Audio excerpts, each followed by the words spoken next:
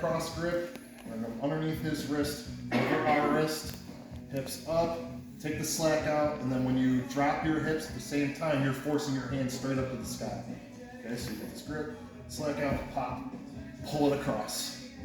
Again, we're going over his arm to get as deep a collar grip as we can get. It might not be like cross choke worthy where we're grabbing the middle of the tag of the kimono, but whatever.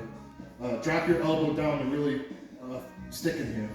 So now I'm going to open my guard and I'm attacking his right arm. So on that same side, I'm going to step on his hip and make sure that my knee is as closed against his shoulder as possible.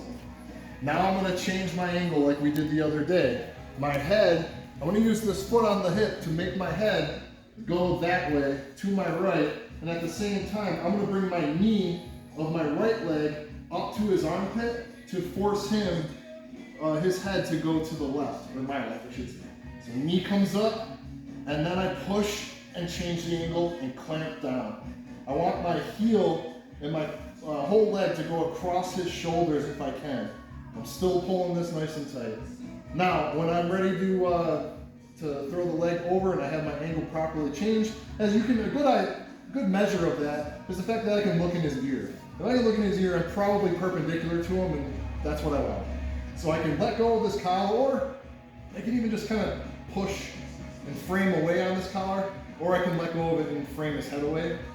This foot on the hip, I don't want to make this big, wide motion to throw the leg over the head. All I want to do is knee myself in the face with this leg and bring it just in front of his head. Again, I don't want this big, wide motion.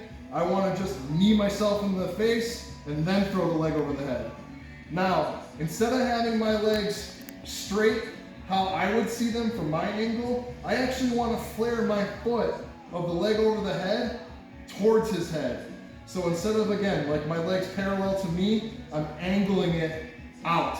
And then the other leg is chopping, and I'm trying to chop to meet the other foot. So instead of being straight across his back, my legs are angled towards his head, okay? So then I would come to the bro shake, control the wrist, and I'm gonna angle it over my hip bone and start lifting my hips. Get the tap. Okay, so you get to the belt, you get a cross grip, sleeve, pop, cross, over the arm. Collar grip, and then drop that elbow. Foot on the hip, the knee comes up to the armpit, then you pivot everything across. Chop down, because this is posture control. A lot of arm bars from guard get lost because the posture control is poor. So we can either let go and push away, or we can just frame with the hand still in the lapel. Knee yourself in the face, throw the leg over, and then angle everything towards his head. Let go of the collar and come to the wrist. Shift it over to where it's to your hip bone and not over your, region.